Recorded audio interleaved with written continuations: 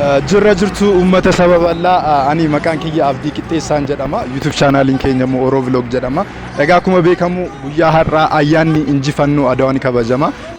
Egaa akkuma beekamu ayyaanni injifannoo Adawaa gaafa ka'u artistiin jaallatamaa fi beekamaa uummata Oromoo biratti bakka guddaa qabu artist Hacaaluu Hundeessaa Boonsaa yoomiyyuu kan dagatamu miti. Egaa akkuma beekamu gaafa Adawaan ka'u Hacaaluun ni ka'a. Gaafa Hacaaluun ka'u immoo Adawaan ni ka'a.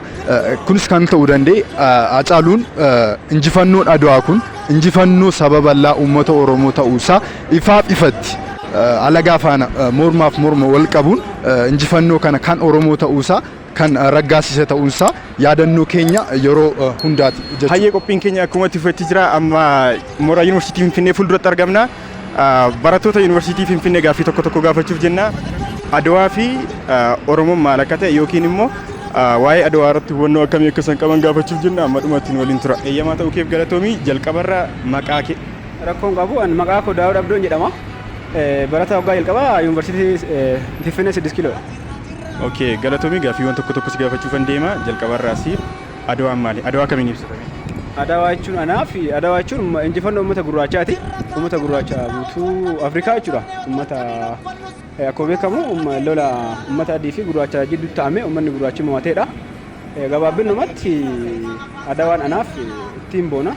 Aarsaa abbootiin kafalan waan ta'eef abbootiin hedduu achirra lubbuu dhabeera. Fakkeenyaaf yoo fudhanne Oromoo keessaa akka Baalchaa Saafoo irraa fi agalu malee akka Gabayyoo Gurmuu achirratti lubbuu isaa dhabame. Gabayyoo Gurmuu jechuun nama biyya kanaaf hoogganaa waraana yeroo dheeraa turedha. Kabira ammoo akka Aluulaa fa'aa nama yeroo dheeraaf biyya kana birmadummaa siisuudhaaf lola hedduu faranjoota waliin taasisedha. Kabira ammoo akka Raas Aliifa jiru, Habta Gorgis Dinagdee jiru. Ifin seenaan isaa dhukatuyyuu malee Abeebitti Faallee achirratti hirmaate jiraan waraana hooggana ture jedhama. Garuu inni yeroo baay'ee waan garaagaraatti kitaaba maal malatti illee argu dhuunfaa kee waan dubbisee argeedha. Adawaa jechuun gabaabinumatti akka yaada kootti ayyaanni Adawaa kun Itoophiyaa osoo hin ta'in biyyoota Afrikaa kaawwan keessatti illee osoo kabajame guutuu uummata gurraachaa waan boonsuuf jecha osoo kabajame jechuun akka na yaadutti baay'ee ol ka'eeti hin mul'anne Adawaan dhibba tokko tokkoof jecha baay'ee Itoophiyaa keessatti iyyuu baay'ee saba hunda giddu galeeffatee akka sila akka ta'uu qabutti kan ta'ame miti. Kabira ammoo Hacaaluun akkuma jedhee Oromoon gahee guddaa keessatti taphate. Walumaa gala Oromoon biyya kana ijaaruu keessatti lola irratti ta'ee ikoonoomii hundaan Oromoon ijoodha jechuun roolii taphata. Lola irratti illee Oromoon gahee guddaa qaba. Uummanni Oromoo ammoo isa san kiyya jedheetu aarsaa achirra kafalamisanii akka ofitti ilaalee saba kaan waliin qixxee kabajuu qabaan jedhaan. Okay, galatoomii gaaffii lamaffaatti gaafan ce'u goota kana suuraatiin hammam beekta kan jiru ilaaluuf suuraa sitti agarsiisa.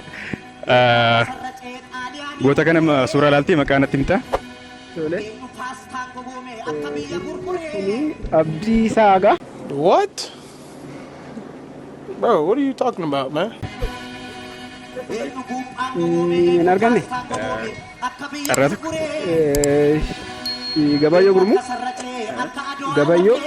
Gara Suduki? Gara Suduki. Gara Suduki argateera. Oh my God! Wow! Haa ta'u ishii guddaa galatoomii eeyyamaa ta'uu keef guddaan si galata. Nagaa keeti.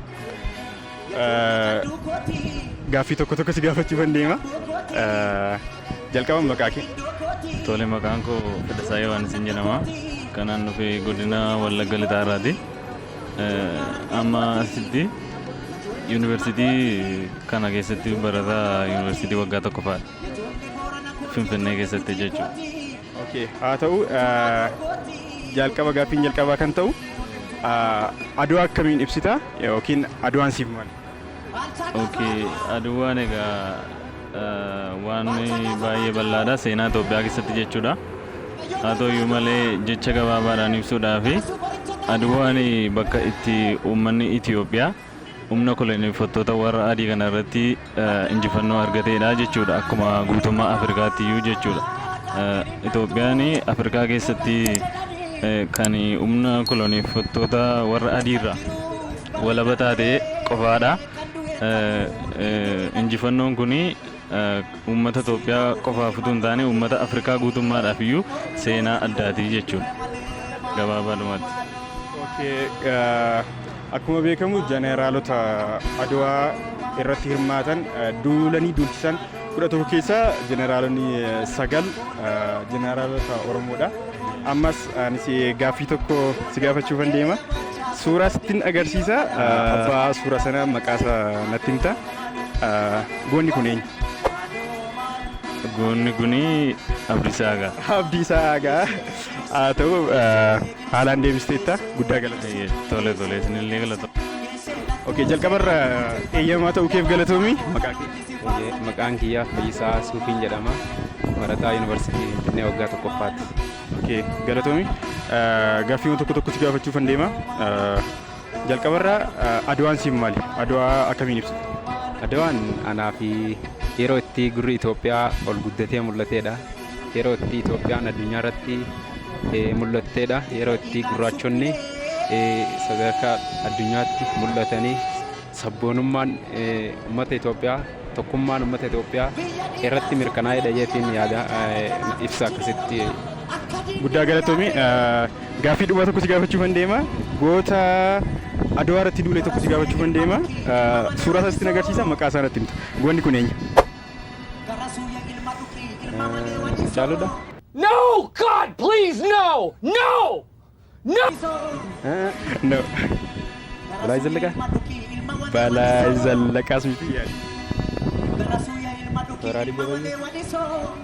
Tooraarii Gabayyoos miti carraa dhumaa tokko siif kenna. Okay. Bakka waan beekne. Haa ta'u ishii goonni kun Dajjaazmaach Baalchaa Saafoodha. Hirmaannaa kee guddaa galatoomi. Tole jalqabarra eeyyamaa ta'uu keef galatoomi maqaa kee.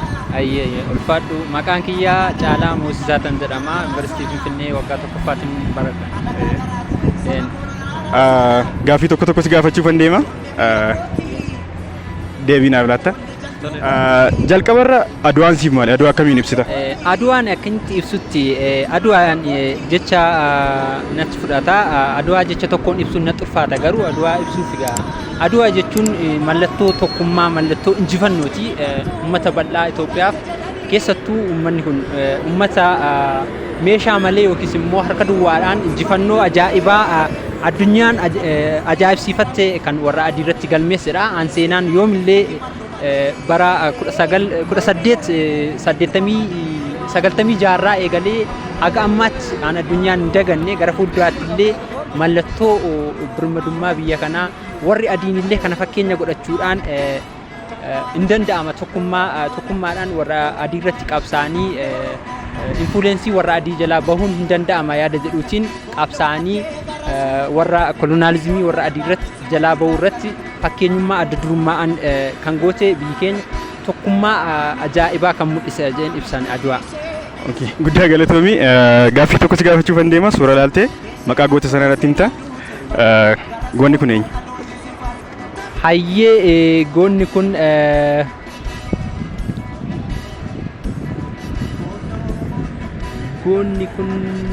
Baalchaa Saafoo. Miti jala carraa tokko.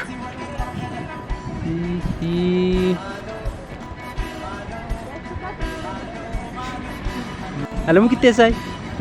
Alamuu Qixxeessaas miti carraa sadhumaa tokko siif kenna.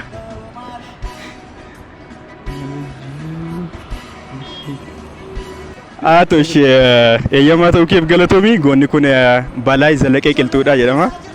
Galatoomi. Jalqabarra eeyyamaa ta'uu keef galatoomi maqaa kee. Maqaan koo Damee Taaddasaan jedhama. Barataa Yuunivarsiitii Finfinnee waggaa jalqabaa. Okay, galatoomi. Gaaffiiwwan tokko si gaafadha. Deebiitti naaf kennita. Jalqabarraa Adwaan siif maali? Adwaa fi Oromoo akkamii ibsita? Maal ibsite Adwaan uummata Oromootiif keessattuu addaadha. Akkamitti adda seete injifannoo Adwaa kan fide parsantii olaanaan gahee Oromooti. Gahee Oromootiin dhufe kanaaf Adwaan anaaf waan addaati.